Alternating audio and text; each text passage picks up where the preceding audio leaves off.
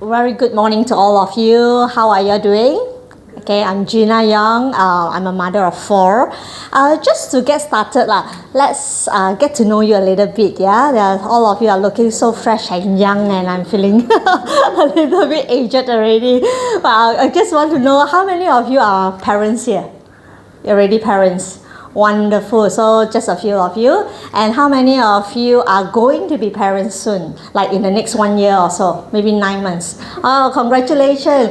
And how many of you are doctors, medical professional, dentists, doctors, pharmacists? Yeah, quite a number of you. And the rest of you who refuse to put up your hand no matter what?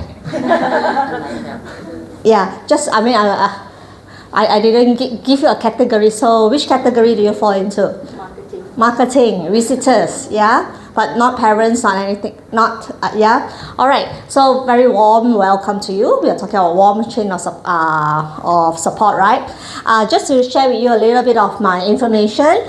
I'm a mother of 4 and my eldest son is 20. Sometimes I have to count back, 27 this year. Okay, and my youngest, who just graduated from Sunway Uni, he was supposed to come to Monash, but he said Monash is too high class for him, so he decided to stay in Sunway.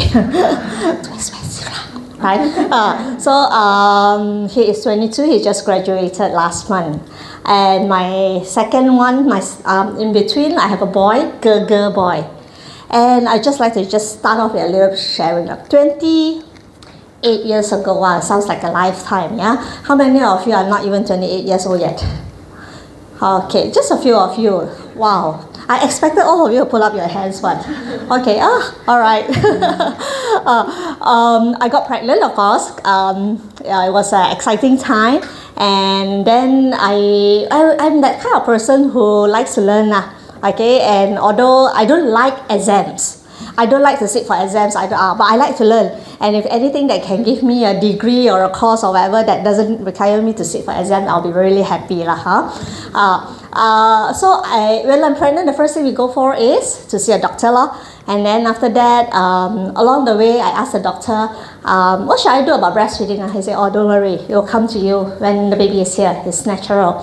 And then I went searching, but I couldn't find a lot of information. And then suddenly I saw, when I was about maybe 6 months pregnant, I saw this class that offers, that it's not even in the hospital, that offers antenatal class, everything you need to know before you have your baby. So I went for a class. It was a 4 weeks class. Each week we go 2 times, Saturday and Sunday. And each time we go is only for 2 hours. Okay, so Saturday and Sunday, 4 times, 2 hours. And they teach us about pain, they teach us about medicine, they teach us about how to bathe the baby. And then there's one class on breastfeeding. Okay, and usually when the session is like that, although they teach, right, they talk about all these 2 hours, the session is actually 45 minutes long only. And I was very excited to learn about breastfeeding. And when I was at that class, the lady actually asked, the teacher in front, who was a midwife. Yeah, anyone of you midwife here?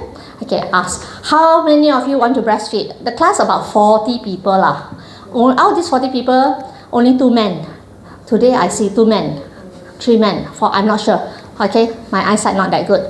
Okay, 2 men. And one of it is my husband, and the other one somebody else's husband. And how many of you want to breastfeed? So me and the other lady put up the hand. Our husband looked at us and, okay, they also put up their hand. And then we were looking around and say, a bit stupid to be putting up a hand when nobody else is putting up their hand. And the midwife who was in charge of the class said, congratulations, welcome. It's great that you want to breastfeed, but see how you can tahan. Then we were like, huh? Why she talk like that? She said, no, breastfeeding is easy. Breastfeeding is simple, but not everybody can do it. So she taught about breastfeeding for about maybe 10 minutes, 15 minutes. And then she proceeded on to tell us that if you cannot breastfeed, it's okay, don't worry, formula milk is just as good as breast milk. And then she taught us how to mix formula milk. And then I left the class thinking, no I can breastfeed. Cannot be so difficult, just put the baby to the breast and breastfeed. So when I had my first baby, after delivering the baby, the nurse brought the baby to me. My first experience of breastfeeding is, macam mana? Then the nurse said, just put the baby to the breast. So I was holding the baby a bit keko, I said, put the baby to the breast, and my first experience of breastfeeding was an excruciating pain. It was really painful. You nod your head. I hope you have never experienced that before, but you have. I feel so sorry for you. Right? It was so painful. And I was like, the nurse was passing me at that time. I grabbed hold of her. I just said, hey, nurse, sakit lah. And the nurse said, apa ini? Let's look. Okay lah, everything your baby. Memang sakit punya, don't worry. You let the baby sakit a few times, and then after that, no sakit anymore. So I'm like, okay. For those of you who have that horrified face, right, it's okay. It's really not sakit one. That my experience doesn't mean your experience. You all look like, especially the younger ones who are not married, no children. It's not like that one, okay, I promise you. But my experience was really painful. I feel like my baby got teeth, and not just any teeth, feel like gold teeth, right? Oh my God, not gold teeth. What is that one that Wolverine has? It's more than titanium one. Oh, it felt so bad, okay? And so I tahan, I let the baby suck. I think I tahan maybe about 3 minutes. I don't know. Things is a blur, and then I took the baby off, and the baby starts to cry, and then I was like glaba, and then the nurse came back and said, what happened? You were breastfeeding just now. I said, I don't know lah, sakit. Then she took the baby away from me, and she said, ayo, poor baby, ayo, tengok mami ni, ayo, patutlah you nangis, mami tak ada susu lah. That was the first instruction I got on breastfeeding. Mami tak ada susu. And I was like, kalau tak ada susu macam mana? You tak pernah belajar ke? You don't know what? And the way she talked to me as if I was the stupidest person in the world. And I tell you, ladies and gentlemen, I promise you I graduated from 5, Yeah. But when she talked to me like that, I felt like I was so stupid, right? And I started to cry, and then she was like, okay, don't worry, jangan. Bagi, I said, macam mana, buat apa? She said, bagilah susu tepung. You tak tahu ke? Tak tahu apa? What is it that I don't know, right? Then she said, it's okay, all mommies like that, just give susu tepung. So I didn't want to give, but she used one word against me, which was really powerful. I remember her face, and I remember her words until today. Okay, she said, I told you I remember, right? Suddenly it went out of my head. She said, do you want to starve your baby? Okay. And of course, when I hear the word starve, I say, no, I don't want to starve my baby. Anyway, my breastfeeding journey went downhill. Okay, first baby, I had to cut it short. Doctor only gave me 30 minutes, Anyway, I only managed to breastfeed my baby, I think, full breastfeeding, maybe 2 feeds. I was not successful. Every single time I wanted to breastfeed, my baby was given a bottle of milk in the hospital. Stayed in the hospital for 2 nights, I think. Went home. Then my mom took over. How many of you have moms like mine? When she takes over, it means she takes over everything, yeah. And then I had a bad confinement. I had a lot of difficulties. Story is quite long, but cut it short. I ended up not breastfeeding lah. I ended up pumping, and when I pumped, 27 years ago, the pump it's not like what you have today, small little cute gadget, right? Some you can even hide under your clothes. But that one, the pump is this big, okay, really big. It's heavy, and I pumped, and I didn't get much milk. And I think over my whole during my confinement time, I managed to breastfeed, or managed to give my eldest son Damien 2 bottles of milk, and that's it. And the rest of it was formula milk. Okay, then fast forward to my second one. I was in US, pregnant in US, and I really decided I don't want to breastfeed. And then when I was in the hospital, I gave birth. Things happened, I ended up breastfeeding. So if you want to know the whole story, it's actually on my website. It's free for any one of you to listen to it. I will send you a link. Okay, I managed to breastfeed the second one, but only for a short while, around 5 months only. Okay, then I got pregnant. I got pregnant when my baby was 3 months old. I went to the doctor for her checkup. And then the doctor said, hey, since you're here, might as well do your checkup also, because the gynae was also there. So I did a checkup, and they come out and said, hey, congratulations, Miss Young, you're pregnant. I was like, how did it happen? And the doctor said, if you do not know how it happened, I also don't know how to explain. Anyway, both Stephanie and Josephine, they share the same birthday. Yeah, they share the same birthday 1 year apart. Can you imagine it lah? And this time round, I was really not so blah anymore lah. I realized because while I was pregnant, the hospital kept calling me back. The hospital is like, how are you doing? How are you doing? Hey, we have a course today. We have a course next week. Would you like to come? So the first thing I asked is free. Free, I go lah. And then, it was all free. Okay, coffee and tea also free. Sandwich $1. Okay, so I went and I spent a lot of time there. Because I was alone in US, I have no friends. So every time I will ask is there any event happening? And I almost every single day at least 4 or 5 times a week. I will go to the hospital. I'll be in that. They have a breastfeeding clinic. They have a maternity. They don't call it a maternity clinic. They call it a mother-child clinic. Yeah, and every day I was there, I make friends and I attended their courses and I learned so much about breastfeeding, and I'm like, oh my God, if I've known all this earlier, I would have not suffered so much. Yeah, it was so I managed to breastfeed my 3rd child, all right, very successfully, just latching, and then I tried pumping, and I have no milk when it comes to pumping, but when it comes to latching, obviously I have a lot of milk because baby was growing. And then I breastfed my 4th one as well. So when I came back to Malaysia, a lot of people was like, they look at me like I'm ganjil, like got 3 horns or something like that, right? Wow, you breastfeeding How do you do it? None of my friends breastfeed. When I go to the hospital or go to a clinic, right, I sit there and I was breastfeeding, everybody just look at me like, then it's like weird lah, because then I have to cover up a little bit, find a nursing cover, right, because I feel weird.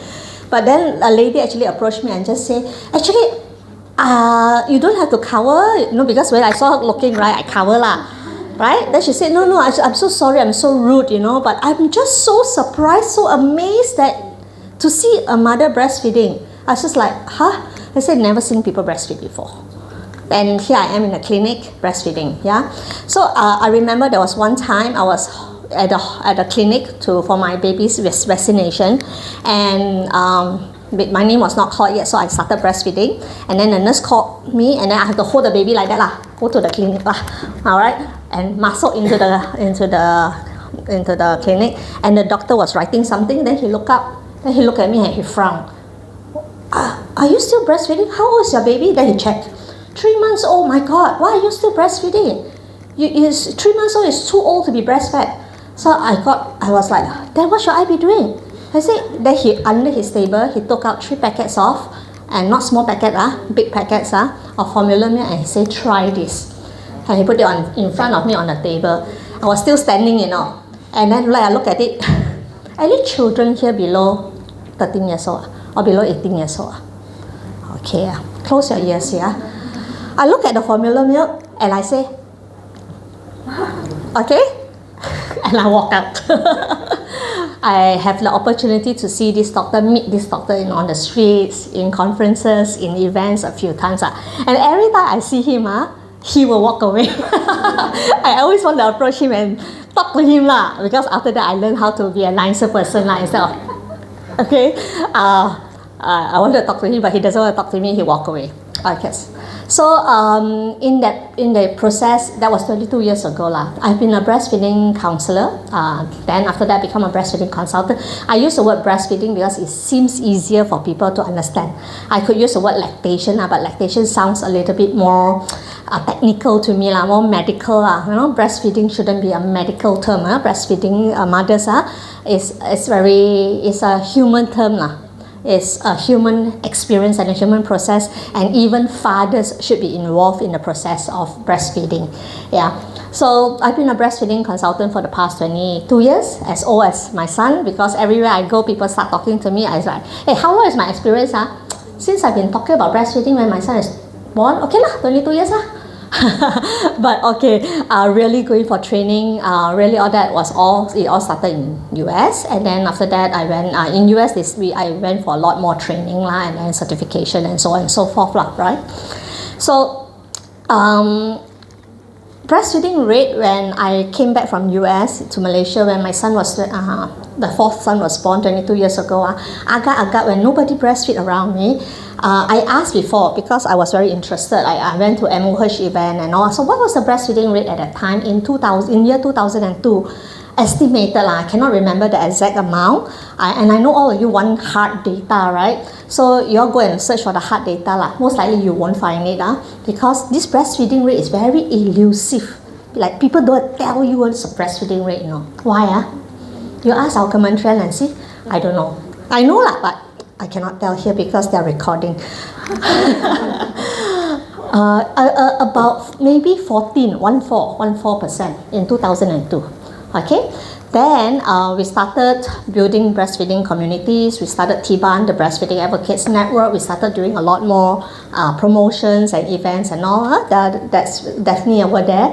And then Dr. Jing joined us a lot later because she's way too young at that time, like in your diapers only. So we built it in 2019 before COVID, before pandemic. Before COVID, breastfeeding rate in 2019 was estimated to be about 60%, 60. Good or not?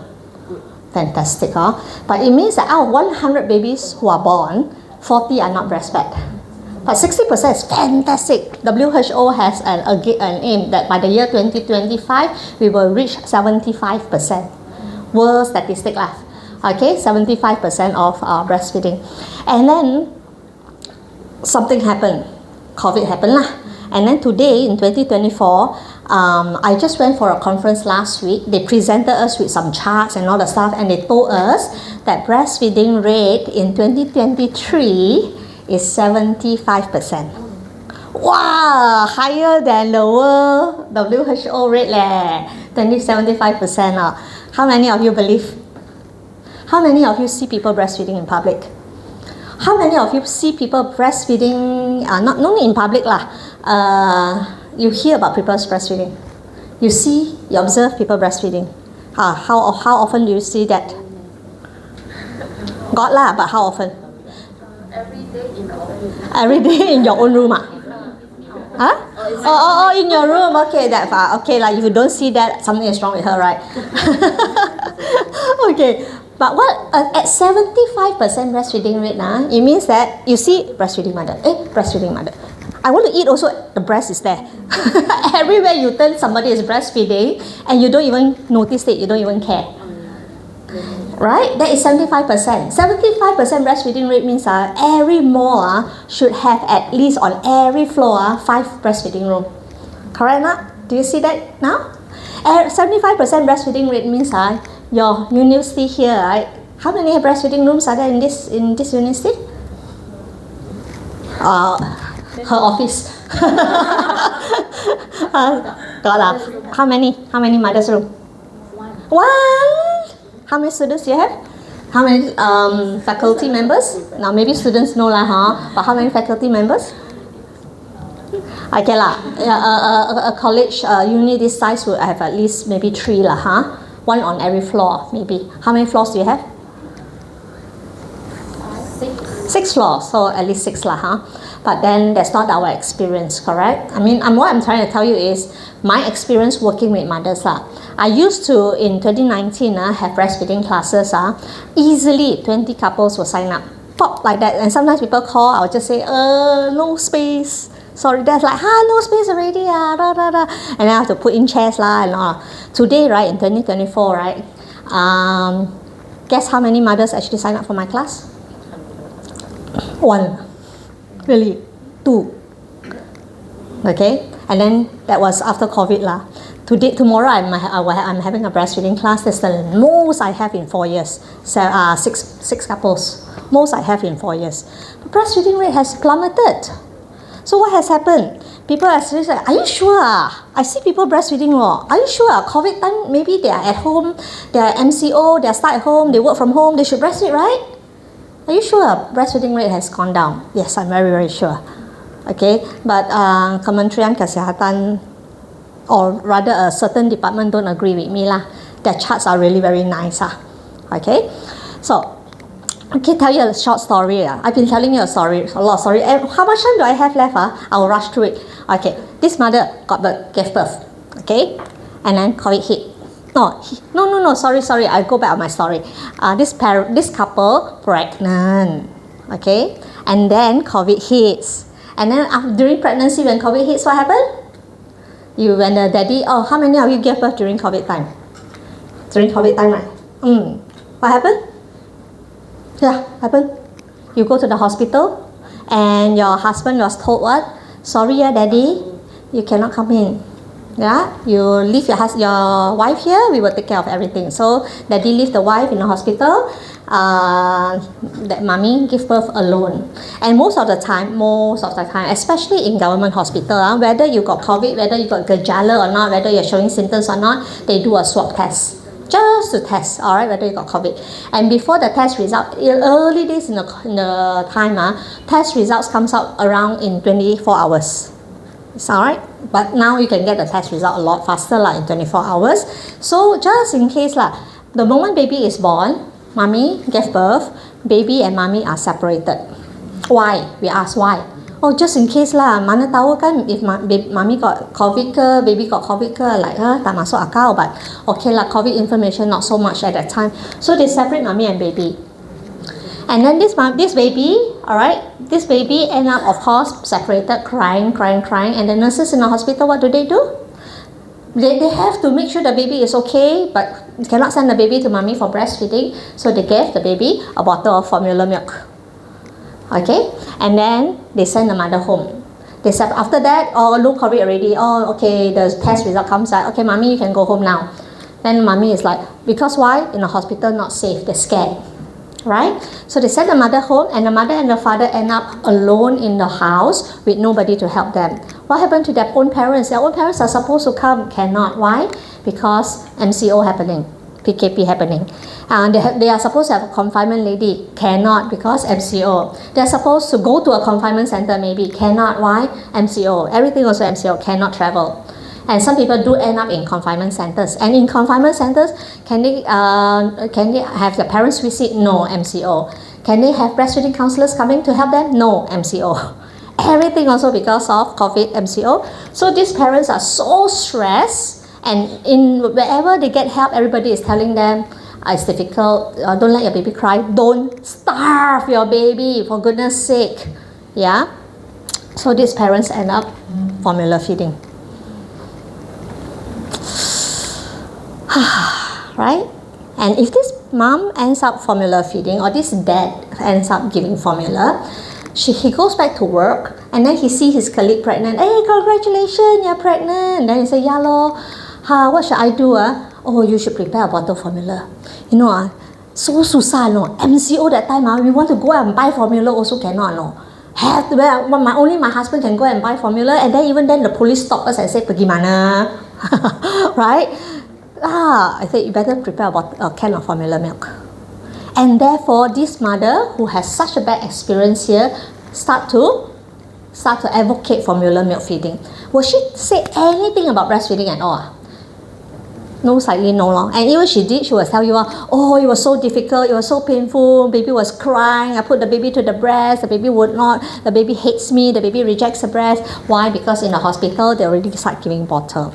How many of you know, especially the younger ones, that once the baby is given a bottle, just a bottle with the bottle teeth, even if it's breast milk inside, most of the time the baby will reject mother's breast.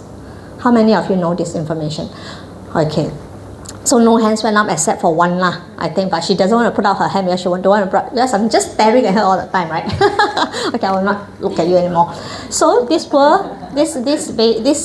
is why from COVID time, the breastfeeding rates have dropped. Last time I will ask, how come you know you come from my class? Who recommended you to my class? They will say, my friend who breastfed told me I have to attend classes. My friend who breastfed told me that I should do this.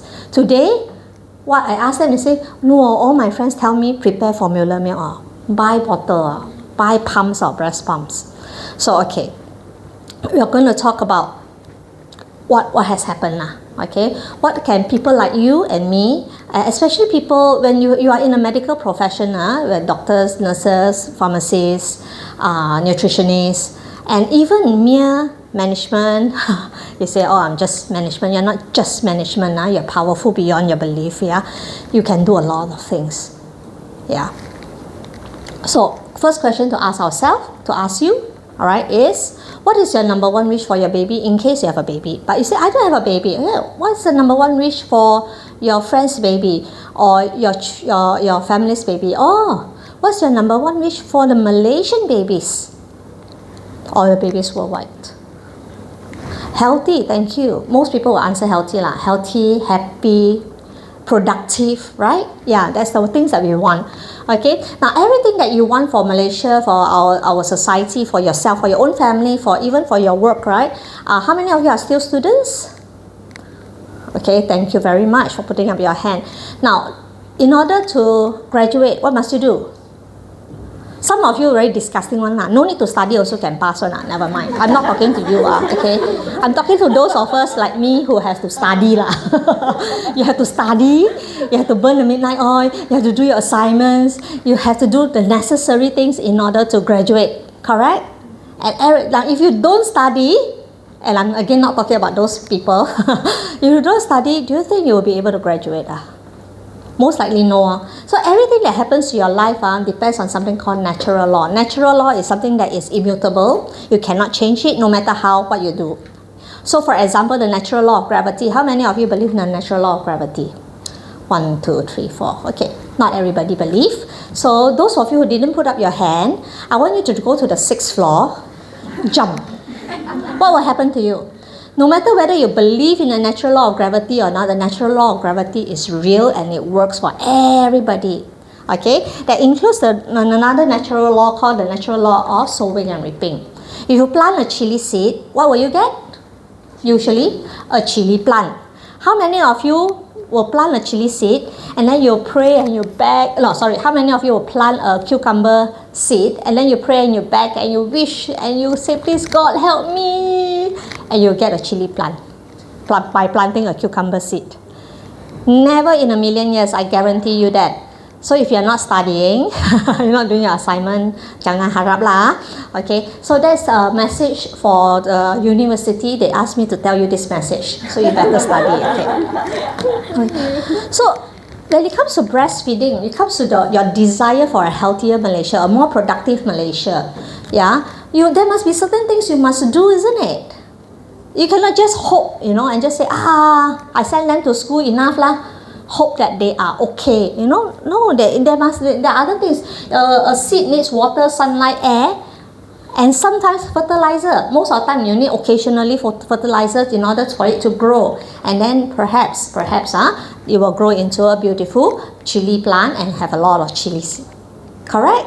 So there are certain things we must do in order for chili to grow. Okay. So how many of you here? Again, I would like to see a show of hands. How many of you are in the medical line, studying medical? That includes nutritionists, dietitian, pharmacists, everybody lah. How many of you? Quite almost a whole room, yeah.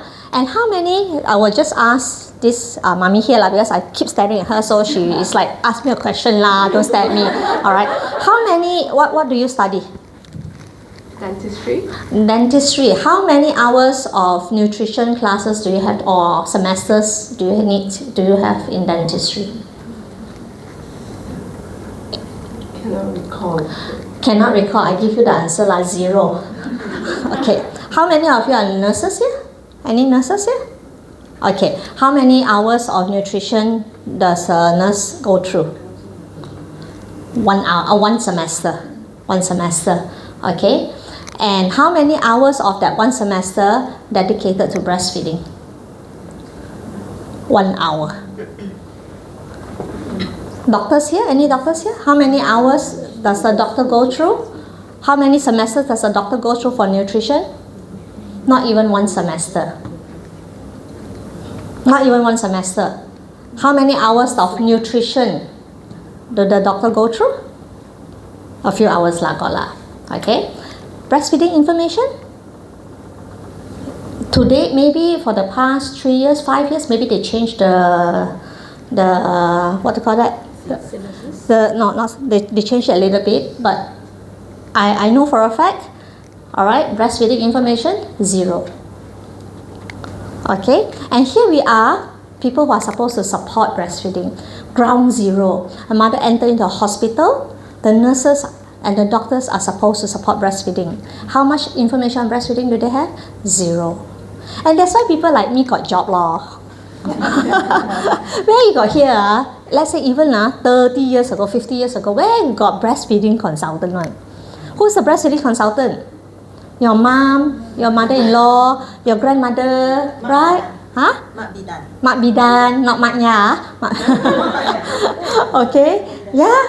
So and then now, and everybody breastfeed, right? But today, with the lack of information, most people don't breastfeed, and the people that you depend to help you to breastfeed are not helping you, right? So why breastfeed? Very important, huh? If you don't breastfeed, you end up formula feeding. And I'm going to go through this very fast because number 1, I don't have much time. Number 2 is, if I continue, it will take me 7 hours. Do you have 7 hours to spare me? No, okay. But you should try to dig up some time to find some 7 hours.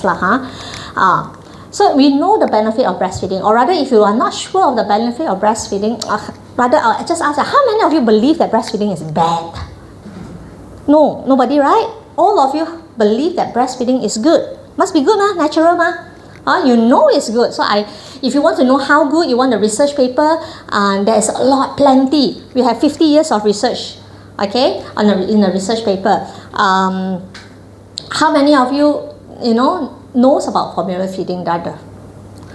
So don't talk about the benefits of breastfeeding. I think all of you agree. If I start talking to you about benefits of breastfeeding, you'll be looking at your watch and just say, let's go home, or when is tea? Is lunch served? All right. So we're going to talk about, we'll say no need to tell you about the benefits, but I'd rather tell you about the dangers of formula milk. Okay. Some people tell me, or rather, remember the doctor who gave me 3 packets of formula milk? He said breast milk is the same as formula milk. Today, technology is so advanced, so good, that they can imitate formula milk to become like breast milk. And my answer is, yeah, this kind of formula milk I really don't want. Can be so good, technology, that formula milk is like breast milk. I don't want to put into my body and put into my children's body. So of course the answer is no way. Now, in order to have your healthy Malaysian children, they need to have what we call a healthy gut microbiome. And this healthy gut microbiome will lead to a healthy baby. Now that I know there's a few dentists here. I said, what does it have to do with me? One of the main reasons caries happen is because the child has very, very poor microbiome. We know that. And then we say, oh, it must be the parents give too much sugar didn't give the correct food No, it all starts from the womb. It all starts from breastfeeding. It starts from formula feeding, okay? And even one serving of formula milk, and this is not taught by me, I'm not that smart, I told you already, this is all research based. That even one serving of formula milk kills the gut microbiome in the baby, and it causes a lot of problems. There's a lot of problems like mucosal inflammation, autoimmune disorder, allergic disorder in both childhood and adulthood. Okay? So direct latching is actually very, very important because it transfers. When the mother is on her delivery bed, she's pushing out her baby. She's going through labor. She sends the signals to her brain and just say labor happening. And there are a lot of messages in her brain that sends a signal to her gut. And if her gut is healthy, the gut microbiome will travel. The bacteria, the good bacteria will actually travel to her breast, and it will stay there like soldiers, like waiting. Or rather, I won't call them soldiers, I call them like maids. Waiting, dayang, waiting for the baby. And the moment the baby is born and the baby is placed on her chest, she suck on her breast, all this good bacteria will enter baby. Yeah, and it will cause the baby to be healthy. When the mother is breastfeeding, the saliva of the baby sends messages into the mother and tell the mother, "Mommy, I'm sick," or "I went to childcare and I got this bacteria back." And mother wouldn't know. The mother supercomputer brain, the mother's nipples send sensations, send information to the brain, and the mother will immediately produce what we call medicated milk. And this is what keeps a baby healthy. And a lot of people don't understand this. They start pumping and they say, "Oh, pumping is as good as breastfeeding." Now, pumping is, those of you who are misguided, pumping is not as good as breastfeeding, but it's a lot better than formula feeding. Okay? But it is not as good. So we need the direct contact of the baby's mouth on the nipple. So this is an example of a mother who's direct breastfeeding, and then this is when the baby is sick, the milk changes color when the baby is better. Alright? So I can give you more information on this if you want later on. Another thing that we need to understand is the main reason that baby refuses to latch, because we know latching is so important. Then why isn't mother latching? Why isn't the mother latching? Say, "Oh, baby don't want more," so I ended up exclusively pumping. They depend. Now, this does not include mothers who have to go to work. Now, if mother have to go work, she pumps fantastic, a million applause to her, But this mother should also go home and continue to direct latch. But one of the main reasons baby refuses to direct latch is because they are introduced to the bottle, because they have been told and they have been guided in the hospital by everybody that bottle is still good. It's not. The moment the baby receives the bottle, there's a very high risk the baby will reject the breast. Do you know this? Many don't. Okay, never mind. So that's why. Look at it from a dentistry perspective also. The mouth, the opening of the mouth when the baby is bottle feed and when the baby is breastfed. Okay, and that is why pharmacists, congratulations for being in the correct faculty. You know why? When the baby is formula fed, and the baby, usually a breastfeeding mother or exclusively pumping mother will not pump for long. They will eventually turn to formula milk. You get a lot of business. You open your own pharmacy, alright? Because you end up with a very sick Malaysia. Okay, so if baby, they say, how then if the baby cannot latch, cannot breastfeed, cannot out? So if the baby needs extra milk, there is methods. And what are the methods? One of it is using a tube feeding. Okay, and how to do this? I don't have time. Okay, just scan the QR code. Go to that particular video. You will learn how baby can actually be fed without using a bottle. Okay, I'll sit down for a while so you can scan it. Okay, got it? Alright. And tube feeding is not the only way. We can also cup feed. We can also syringe feed.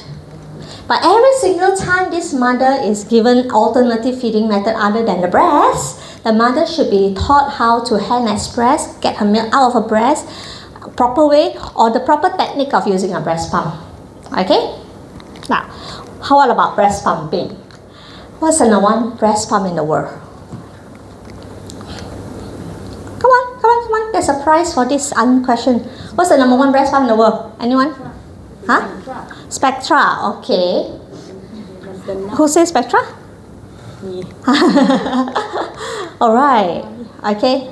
If you guess it's a baby, you're right. Yeah, the number one breast pump. But you cannot bring the baby to work, cannot bring the baby to school, Okay. So we need to have a number two breast pump, Is it Spectra?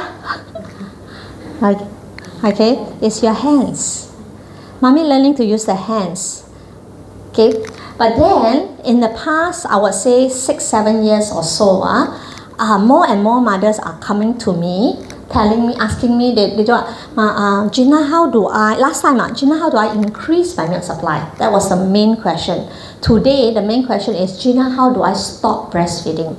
Because I have too much milk. How old is your baby? 1 month old. 1 month old and you want to stop breastfeeding? I say, yeah, I'm always in constant pain because I have so much milk. And then when I dig further, all these mothers are usually using breast pump. We are thinking that breast pump is fantastic. Yeah, it's a way to, but then a lot of mothers actually do not respond well to breast pump. Most mothers who are, I don't have hard data research for it, but then I do have some data lah, okay, that suggests that a mother who are breast pumping usually will end up not breastfeeding for long. They will maybe usually breastfeed for how long? 1 year lah. Most people tell me they want to breastfeed for 1 year. But when they start to exclusively breast pump, they will end up not. They will stop around 3 months when their baby is 3 months old, 4 months old, 6 months old. Because the pumping injuries are real. I don't know whether you can see the injury here. Do you see this injury? Okay, there's a blood clot, yeah? Because they don't respond well.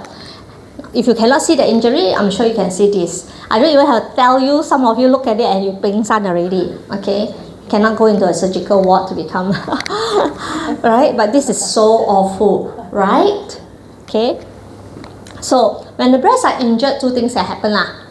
Okay, low supply because the breast say, oh, so painful. Okay, then the breast and the brain connected stop breast milk.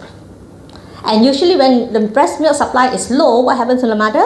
Today they will try to pump more. And then the more they pump, the less they get, and then the more pain they get, and then they stop breastfeeding lah. Okay. The other thing that can happen is oversupply. They pump until something broke, like put something putus inside their breast. No lah, but the brain and the brain and the breast connection got a bit haywire, and the breast cannot stop producing milk. It produce and produce and produce and produce, tak boleh stop. And therefore, these mothers come to me and say, please help me, I want to stop. Yeah, so it's very, very painful. So, and another thing that we need to know that is when your baby is born, I would really love to have a research, a more updated research on this. We have been teaching that when your baby is born, your baby's stomach size is about 5 ml. Yeah. But there are actually more and more research that says that, hey, baby stomach size may be a little bit bigger, maybe. There are some scholarly papers on that. So even though, estimated maybe about 15 to 20 ml, a little bit bigger than this. But even though we say, okay, let's say the baby's stomach size is about 15 to 20 ml, a formula can instruction is up to 2 weeks, that means 0 to 2 weeks, please give the baby 90 ml of water and 3 scoops of formula milk. But baby stomach size, let's say, is 20 ml. You are giving, with this instruction, right, you are giving almost 5 times more than what the baby needs. What happens to the baby? Baby stomachs expand. And what happens when you overeat? You feel sick. You will feel uncomfortable. And then the next time you realize when you overeat, let's say you are able to eat 2 bowls of rice. Sorry, you are able to eat 1 bowl of rice, but that day, wow, the kuah curry so nice, you eat 2 bowls of rice. The next feeding, right, the next time you eat, right, do you realize that actually 1 bowl of rice no longer enough? Why? Because your stomach size actually expanded. Same thing happened to the baby. Okay? Now, do you think formula milk companies know about this stomach size thing? Yes. Of course. Why do you think they know? Because they are scientists working in formula milk. Yeah? Companies. These are scientists, these are doctors, these are engineers, these are nutritionists, these are pharmacists. They work for formula milk company and they are the one who come up with this. So why if they know about our stomach size being so small, then why do they promote it? Follow the money. Okay? So there are other common problems like jaundice, weight loss, baby crying, perceived low milk supply, sore nipples, engorgement, breast infection, breast abscess, inverted nipples. And I can already see from your face, all of you blur already. What is all that? Sounds so scary. Alright? You kind of know, but you don't know, correct? What is all this? As a new mother, let's say, what's all this? So knowledge is the key. Everything I shared with you, I know that I didn't really share much on how breastfeeding, but I think I shared too lah. You understand that, wow, there's a lot of things I don't know. There's a lot of things I don't know. And if you want to plant, you want chili, you need to plant chili seed. You want anak-anak Malaysia sihat, it starts from breastfeeding. You want babies who look beautiful and lovely with beautiful smiles, it starts from breastfeeding. Okay? You want in your pharmacy to sell only healthy supplements and not so much of drugs. Drugs is important, of course, but it starts from breastfeeding. So knowledge is key.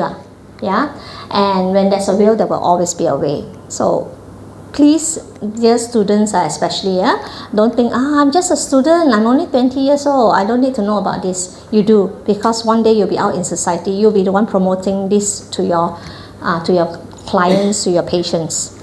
Yeah, so it starts from you actually. No longer mak bidan tak ada lagi. Okay, so this is my contact. You can search us up, and anyone who needs help, anyone that you see, hey, struggling with breastfeeding, needs help, do contact us. Okay, and with that, I pass the mic back to you. Thank you so much. Yeah. Do you have any questions, anyone, at this point? Wow, I must be so good that you all fainted already. Never mind. If you have questions, contact me personally. Okay? That's it. Thank you.